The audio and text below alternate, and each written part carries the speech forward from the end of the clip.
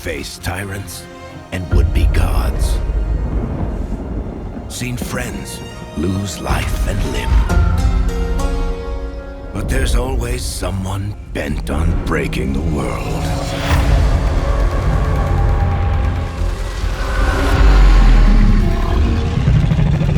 It's time for a new hero.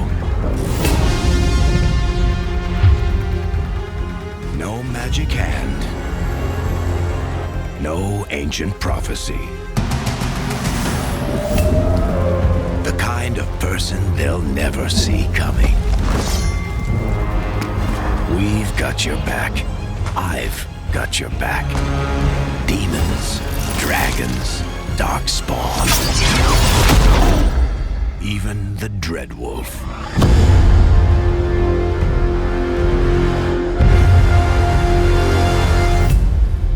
This is your story.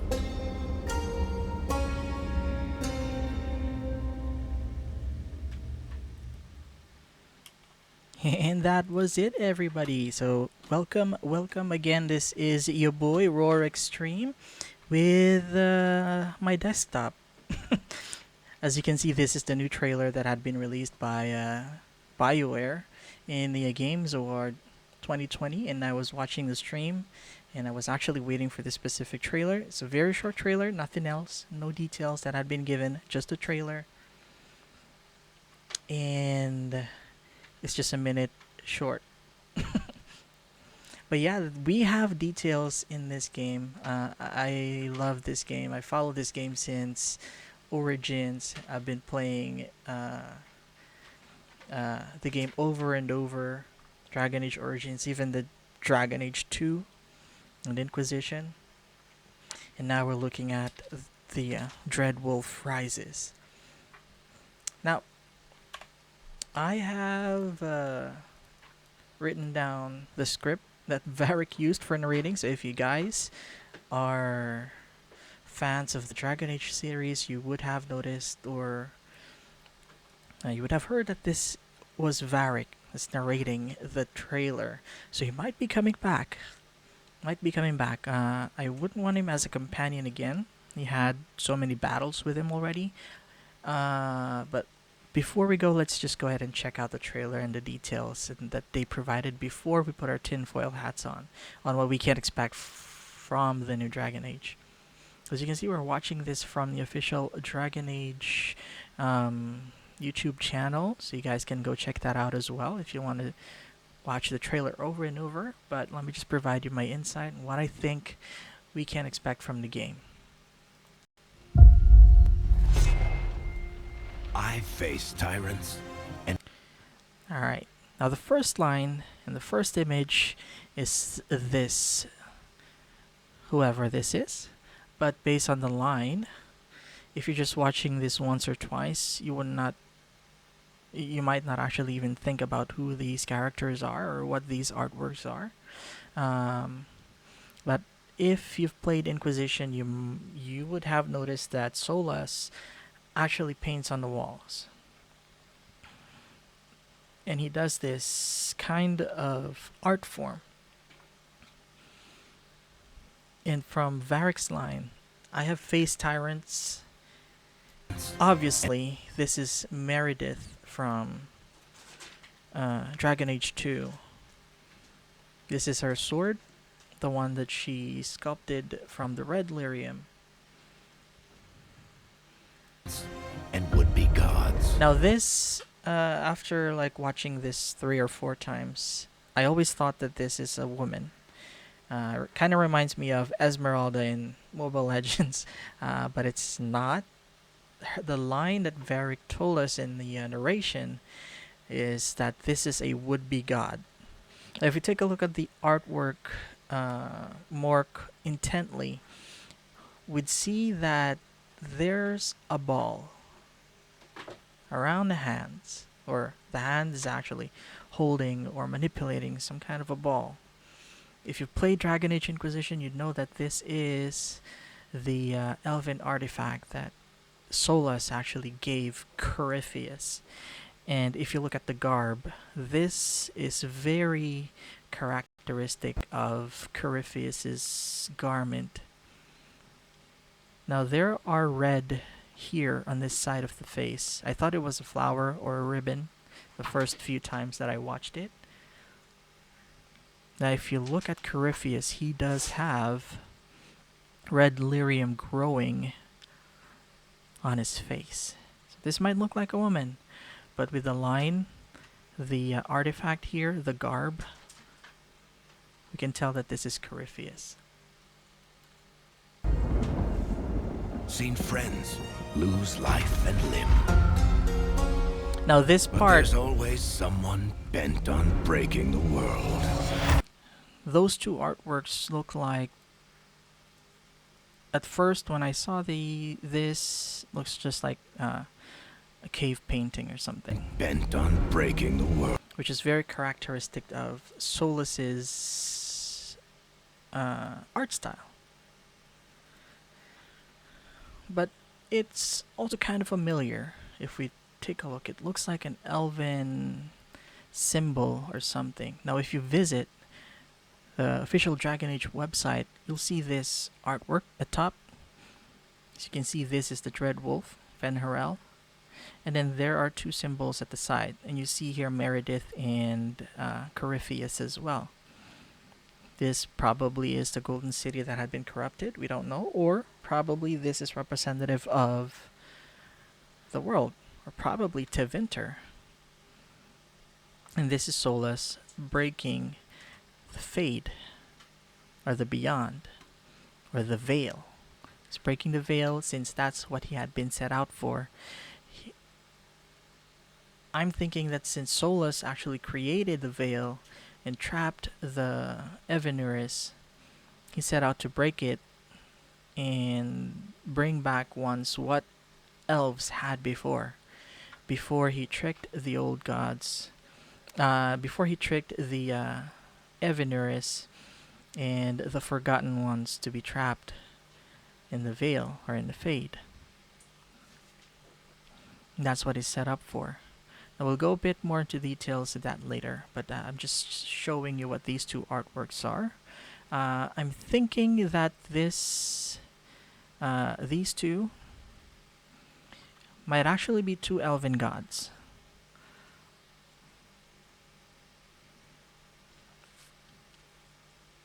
And why did I think of that? You see, as you know, Solas is Fen'Harel, and he actually took Mythal's essence or energy or life force or whatever. He absorbed Mythal through Morrigan's mom, was Flemeth. Now this can be a lot of possibilities from the Evenuris, since it can be the two brothers, the twins, Falondin and Dirthamin. The reason why I think of that is, as you can see here on Twitter, Christian Daly, he's working as executive producer now from Bioware. And this is an artwork or concept art that he posted on Dragon Age Day. As you can see, there are two dragon heads there, but only a set of wings. Now, it can be thought that this dragon, this high dragon, or most likely an archdemon, will only have a single body but two heads. And as we can see in this concept art, there are more details in terms of what's happening. There are two dragons, yes, but there are three warriors or three characters that are fighting off a lot of these darkspawns. These are Hurlocks. These are darkspawns, and you have a mage or a wizard or whatever. This is obviously a Tevinter mage from the staff and the style of the clothing. This obviously is a Grey Warden with a crescent chest.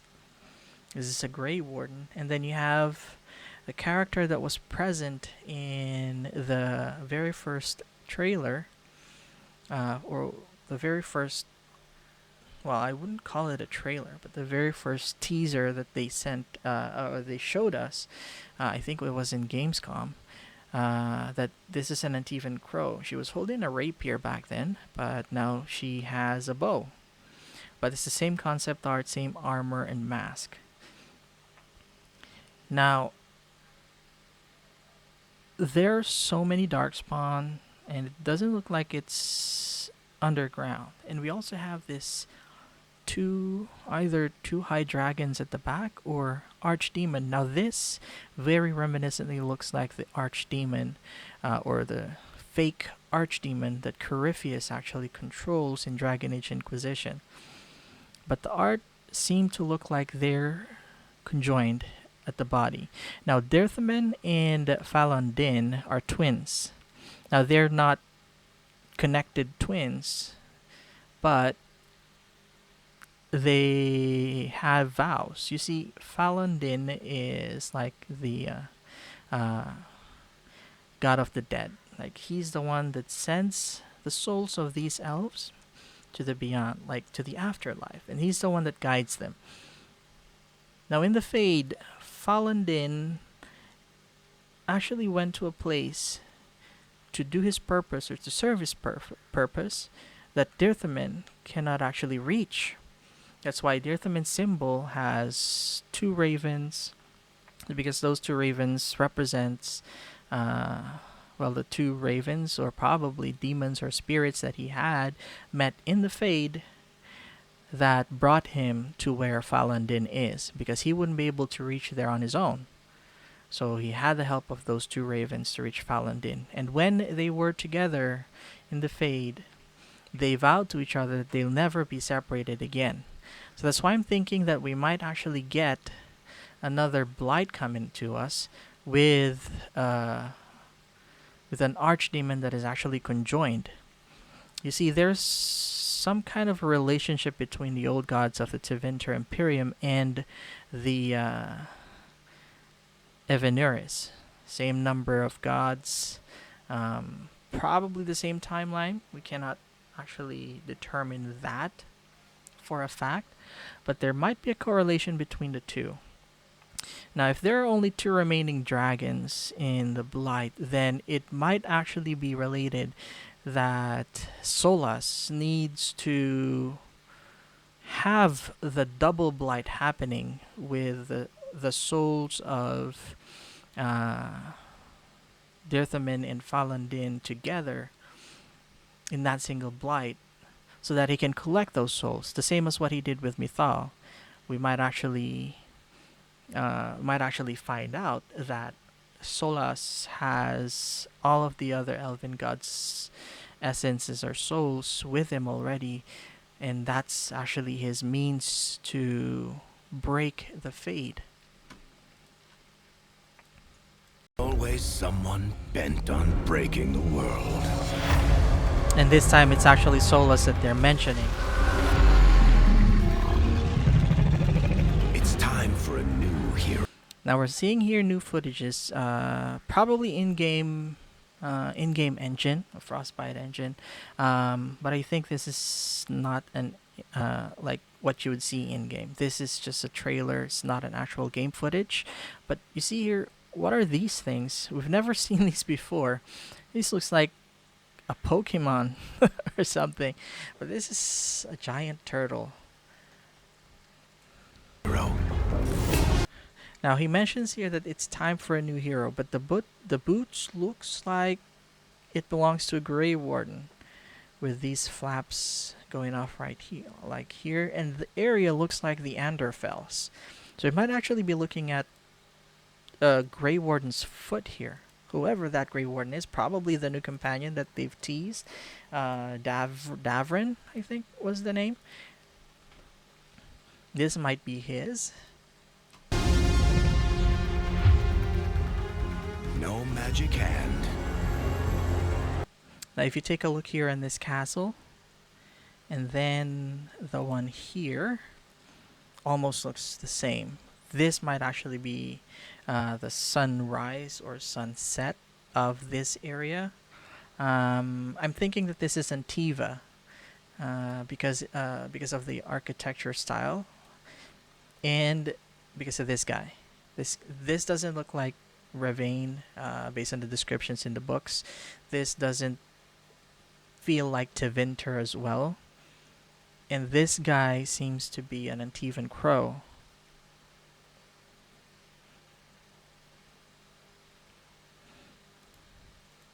No magic hand. No ancient prophecy. No magic hand, no ancient prophecy. Now this is definitely Tevinter. As you can see, there's a lot of runes. Tevinter is working closely with the dwarves. So as you know, they need lyrium. The dwarves provide them lyrium. I think in the Dragon Age 4 game, we might actually be visiting Kal Sharok, the lost Thaig of the dwarves. It was the capital first before Orzammar, but after the first blight, Orzammar actually cut ties with Kal Sharok. They blocked the deep roads to survive, and they never thought that Kal Sharok would still live, and there's still grudge between those two dwarven Thaigs. Basically, there are two dwarven kingdoms. Now, these dwarves, they still don't go on the surface. There's a specific place in Tevinter that they can go to. Specifically, they still consider underground, so they can still go back to their dwarven kingdoms, unlike Orzammar, that once you set outside of Orzammar, you're already castless. Now, you see magic everywhere. There's even a floating city or disc or whatever that is floating. Now, we might actually see new magic born in Dragon Age, since they've shown some kind of new magic in the previous teaser as well. Concept art of someone from Tevinter, like gold triangles and stuff floating. So that might actually be a Tevinter specific magic that we might be able to see in the upcoming game. The kind of person they'll never see coming. Okay, now this is still set in Tevinter if we see or take a look at the background, and this looks like a rogue. Now, this might actually be a Tevinter Sakari, so like their premier rogues, like equivalent to the Antivan Crows. We've got... Now this is interesting. This character is very interesting for me. You see, this character has horns. Now it has like red tint Your back. in the armor, but it's a full armor. Like it's clothing and metal and leather and stuff. Now I thought at first we're going to get a Kunari, since we're dealing with factions here. So we might actually get Kunari companions or another faction, Kunari faction, or Talvashoth. But what I'm thinking here is actually that this might actually be the Fog Warriors. I've got your back. Demons. Dragons. This is the same character. Now if you see, this is the same horn, same armor style. Now, the bows being drawn, they're like these triangles again, the same magic that I've mentioned earlier that is found in Tevinter. Okay, Tevinter art style in the concept art. We found these kind of magic. Now, it might be the Executors, but I'm leaning more towards the Fog Warriors, since there's a lore in the Dragon Age about the Fog Warriors that you would only be able to catch if you actually play the game and pay close attention. Iron Bull mentioned them as if they're not using magic but actually alchemy. And with how this character was walking, it shows that this character has an amazing amount of stealth. We've got your back. And Fog Warriors are known for that. They're stealth. That's why they're called Fog Warriors. Got your back. Demons. Dragons. Now, it can be closely tied to, Fog Warriors. I always imagine them as Kothith. Like, the Kunari is the religion. The people with horns, The large people with horns are actually called Kosith. And the Fog Warriors are actually the natives of Seheron. Before Seheron was under the rule of Tevinter, and 10 years before, the Kunari actually invaded Seheron and held their grounds there. So the natives of Seheron, before Tevinter and before the Kun, they are the ones that actually the descendants are actually the ones that become the Fog Warriors, which is the natives. We also have Talvashoth there, since obviously the Kun is there, so we'll have Talvashoth there, with the strict implementations of the Kun. The Kunaris sometimes actually have different feelings, especially if it involves them. Like for example, Iron Bull uh, might not want to be a Talvashoth. He might not want to be a Talvashoth because he's very strictly following the orders of the Kun, but because of his chargers, he felt differently after.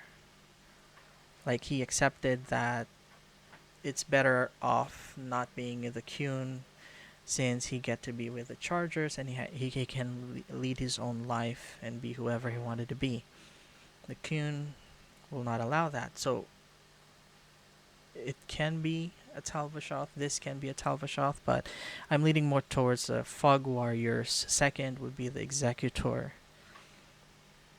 And remember in the book, if you haven't read the book yet, Solas actually killed one of the Executors there. But it was never defined that the Executor was only human, or elf, or whatever the powers beyond the seas are. But because they're always depicted with like hooded figures, but this is fully covered. You see, the head, aside from the horn, is covered. The face, the whole body is covered. So it cannot be a Kunari. Talvashoth, less likely than an Executor. An Executor can be Kosith as well. We don't know. But most likely this can be Fog Warriors. Well, on my biases. Darkspawn. Even the Dreadwolf. Now the same artwork, you see here the Dreadwolf. This is Solas. He probably actually painted everything here. You see Meredith, his storytelling.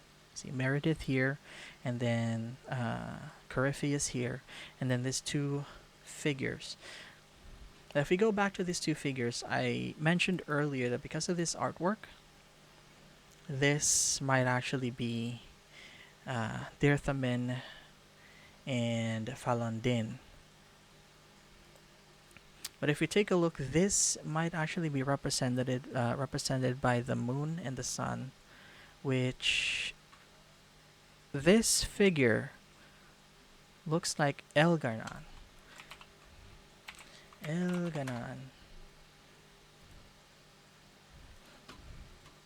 Now for Elgar'nan, we have this skull that represents Elgar'nan. You would see this like in elven camps in Dragon Age Origins, in the Brazilian forest. You'd be able to see this, and it gives you a codex entry for Elgar'nan. And who's Elgar'nan? He's the eldest of the sun. He's the father. If you take a look in the Pantheon, Elgar'nan is the All-Father, eldest of the sun. And Mythal is the All-Mother, goddess of love, which Mythal is represented by the moon and Elgar'nan by the sun. And Elgar'nan, this symbol is very reminiscent of this. So I might think that these two can be Elgar'nan and Mythal, who's, I don't know, might be trapped in the Fade and Fenharel or Solas, breaking the veil would lead to the rise of, or the freedom of, the uh, Evanuris, the old gods of the elves. Now, with the pantheon, aside from the Evanuris, the Forgotten Ones might actually be freed as well. As you know, Fenharel or Solas is the only elven god who was considered one or among them of both the Forgotten Ones and the Creators, the Evanuris. So let's see, Fenharel.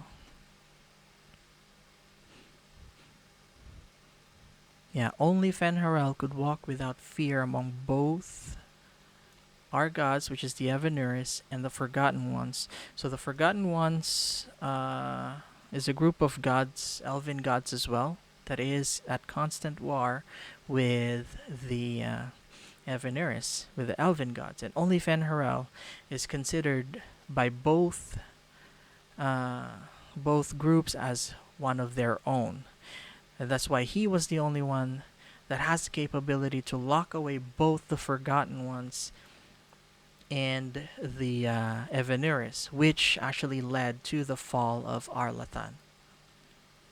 So we have a strong battle here for Elganon and Mithal versus their eldest sons, which is the twins, Dirthamin and Falondin. But I'm leaning towards more for Falondin and Dirthamin. The reason is not the figure. The figure might actually be more leaning towards this symbol here, which looks like Elganon. And then this looks like the horns that Flemeth used to decorate her hair with. Just like Flemeth is the vessel for Mithal's soul.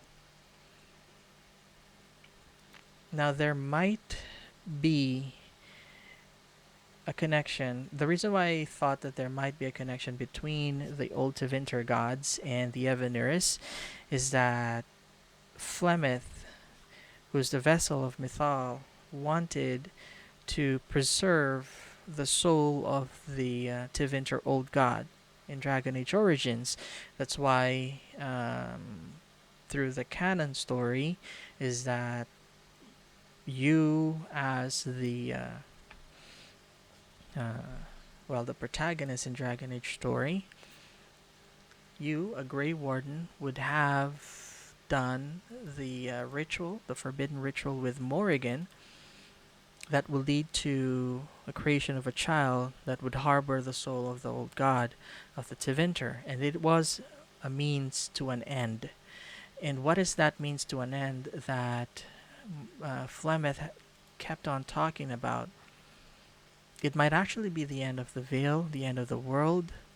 What could it be? The end of the imprisonment of the old gods, which might actually be the elven gods as well, since Flemeth herself actually took the soul of the old god from Morrigan's son. And both of those spirits were actually taken, or both of those souls were taken by Solas. So meaning Solas is getting those souls. Why would he take Mithal's if Mithal is an elven god? And then if the archdemon is a Tevinter old god, then we might actually be looking at correlation between those two, that the elven gods are the Tevinter's olden gods as well. I can't remember, but I've read a long, long time ago that the Tevinter started as a small tribe, and the elves were the ones most prolific and dominant across the land with their endless magic in every corner of Arlathan. Magic that has been singing for centuries and millennia, And because of the veil, the connection between the physical world and the spiritual world has now a cover. That's why the elves lost their immortality, and magic also became weaker. Thus, the rise of the Tevinter people, the unity of those tribes to form Tevinter, and the humans rose up and became the most dominant or prolific race, and the elves were set aside. And these happened during the time that Solas or Fenrirel is actually sleeping because of losing all of those energy and power and creating the veil and locking away the Forgotten Ones and the Evanuris. So the means to an end might actually mean that the end is the end to Solas's pride. You see, Solasan translates directly to pride, and this was mentioned in Elven in Dragon Age Inquisition. If you visit the Fade physically and you have Solas with you, you'll hear that a voice, probably a demon's voice, was speaking to Solas, and Solasan was mentioned. And then if you take a look at the translation of what Solas means, it's actually pride. That's why a lot of quests in Dragon Age Inquisition is titled as What Pride Has Wrought, so on and so forth. So might be the end to his pride. He might actually accept his defeat, accept his mistakes, and that he wouldn't be able to bring back the power of the elves that once before uh, ruled over all of Thedas. Probably with the help of the Executor, because we're looking at Solas versus the Executors versus the Qunari versus you. And based on this line here by the trailer narrated by Varric, the kind of person they'll never see coming. And from the description of the video, someone who can take on the evil forces threatening Thedas. That's a new hero. That will be the protagonist. And the new locations you'll discover, factions fighting by your side. Now, let's look at that face. Now, if you take a look in the Thetis map,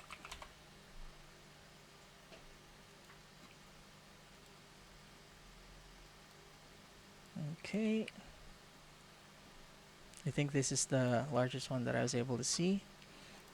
Now, if we take a look here, this is Ferelden. This is where the whole Dragon Age origins happened. The Brazilian forest, the Brazilian passage, the forest ruins, heart of the forest. This is where your quests were. Therenfall Redoubt. You visited this in Inquisition. I think, yeah, the Imperial Highway, Ostagar, Flemet's Hut. This is the hinterlands, Lothering, and then this is like the whole quest area for Origins. Then you see here, this is Vigil's Keep. This is Fort Draken, Denerim, Dragon's Peak. This is Origins. Now, if we look here, we include some of the areas here that we can lock hold. Calenhad, Sultrus Pass, Haven, Red Cliff. We'll include all of those to here, which is the Dales, Halam Shiral, the Emerald Graves, Temple of Sacred Ashes. These are the areas that we encounter in Inquisition. As you can see, Val Royo. This is Orlais, the Western Approach, the Hissing Wastes.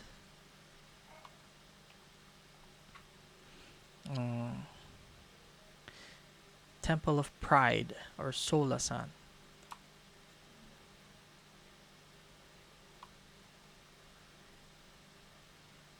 Sulphur Point.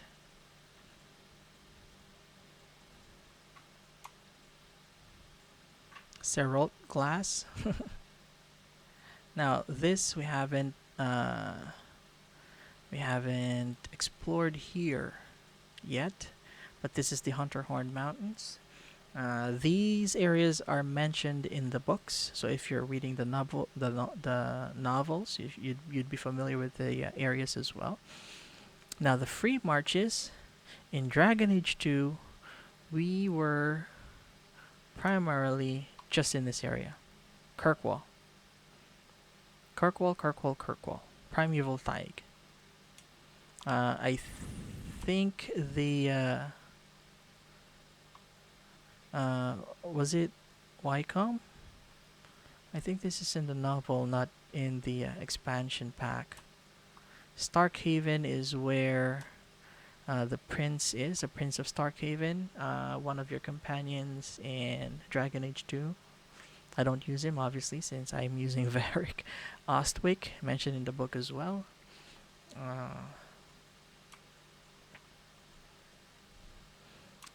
Now, those are just the places that we have so far visited in the games. Now, we still have all of this. You have Rivain. Are we going to visit Rivain? I'm not sure, but there had been concept art of the Rivaini pirates and Isabella. We might actually get to visit Rivain. Antiva is a huge part of all of the concept art and the teaser, so obviously we'd be visiting Antiva, as well as Tevinter Imperium.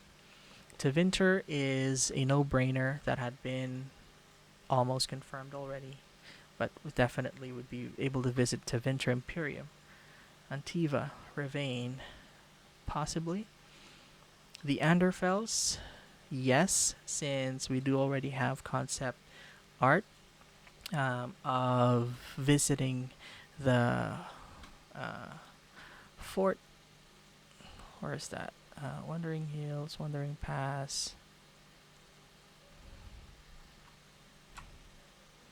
See, Kal Sharok. This is the Great Dwarven Kingdom before Orzammar. It's the Thaig. Now, we're going to Wysop. This is the Grey Warden Fortress, the home base of the Grey Wardens in the Anderfels. Read the Dragon Age novels, you'll know that how important Wysop is, and how big it is, and how great this whole area is in terms of the lore for the Grey Wardens. Now, this is the Nossen Sea, where Tevinter Imperium and, of course, the Qunari are actually at war, always, with the dreadnoughts and stuff. Now, Seheron, as you can see, is here, between Parvolen and Tevinter Imperium. That's why it's not far-fetched that the character here I've got your is back. a fog warrior. Demons, dragons. It's not far-fetched that this is a fog warrior, since you have a Kossith race, which is near Parvolen. Very, very important to note. And near Tevinter, which is the center of magic. Now, another thing that I think that we might be visiting, another place, is Arlathan Forest. This might actually be the place where Solas is actually building up his army, because it's a forest, so we know that there are Dalish elves there. Now this, before Solas actually goes to war with the Tevinter Imperium, so he needs to set up his own base. And this is the closest one that he can get, that he can have contact with Seheron and Parvolen and Antiva and the Tevinter, Nevara, Rivain, the free marches, where Solas had already wandered all of these areas before. And he has spies all over the place, and he needs to be as close as possible to Tevinter. He cannot be here in the Anderfels because he would be sniffed out by the Grey Wardens. It's not that he cannot fight the Grey Wardens or he doesn't have the means to, but this would be the most logical and the best place for him to hide. And for the Dalish elves as well. It's always north that the free marchers, the Dalish clans and the free marchers go to. Arlathan. Some actually live in the Dales. As you can see, we have the Arbor Wilds here. You have the Brazilian forest here, and they're always staying in the forests because they need to hide from the Shems. And this is the best location for him to be. In the Arbor Wilds, that's too close to the Inquisition. The Inquisition is actually trying to track him down. This is another possibility, but this is too far away from Tevinter, as well as the Donarchs. The Donarchs here is already outside of the Anderfels, across the Withered Pass. So he has the Weissop between him and Tevinter, which is not an ideal location as well. Here, you have a strong concentration of Kunari, so he wouldn't be able to move that freely. Arlathan Forest would be the best place for him to hide. It's near Caranus.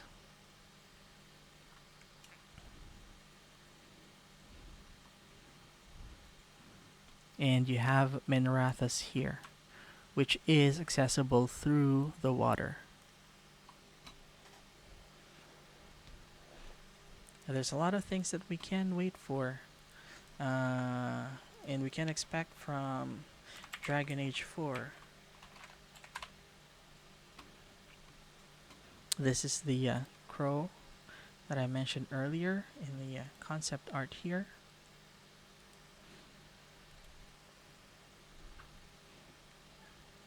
And this is Weissop. What else could it be? You have a griffin here. Probably this is the Hunterhorn Mountains, and this is where they keep the griffin eggs, which apparently is not extinct. They're just hiding it from us, and the griffins are actually very strong. This is a Rivani. I forgot what this faction is called, since this is the first time that I've encountered them in any of the Dragon Age lore. But they are the treasure hunters of Rivane. So whatever the danger is, they, as long as there's treasure to be found, they'd go for it. Now, what I'm thinking of is that it's going to be close to a Dragon Age origin story for Dragon Age 4. With the line that no magic, no ancient prophecy, the kind of person they'll never see coming. So we might be looking at a character that you'll be building. You'll, of course, choose your gender, your class, or your warrior, a mage, a rogue. And then you'll choose a faction of where you'll be originating. This is going to be a hell of a game if that will be the case, because you'll have endless playability. You'll choose a race. You can either be a dwarf, a human, an elf, a Kossith, and then you'll choose your faction. You can be these treasure hunters from Rivane. You can be a Kunari probably, or a Fog Warrior, or a Tal Vashoth. You can be, who's this spirit guy here? I don't think this is Cole, by the way. Anyways, you can be a Tevinter Sakari. You can be an Antivan Crow, but probably more leaning towards the Antivan Crow, the Tevinter Sakari, and the treasure hunters of Rivane, or the pirates. This is another concept art with Isabella here. Now, I'm thinking that Dorian might actually be not a companion, but rather an advisor. And I think Varric will not be a companion as well. He's just going to be an advisor. Fenris is coming back to Dragon Age 4 based on the rumors, so that's why I'm thinking this might actually be Fog Warriors since Fenris has connections with the Fog Warriors. It's actually how he was able to escape Daenerys in the first place. So a lot of things to look forward, and everything that we're talking about right now is basically just tinfoiling everything.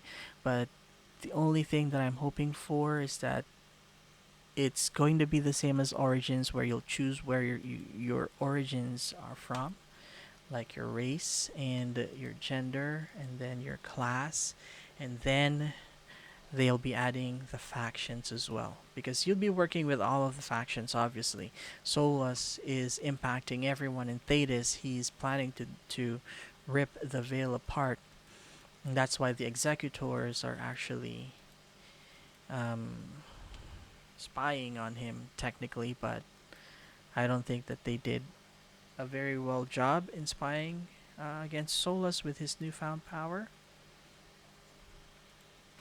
Solus might actually be spying on them more than they are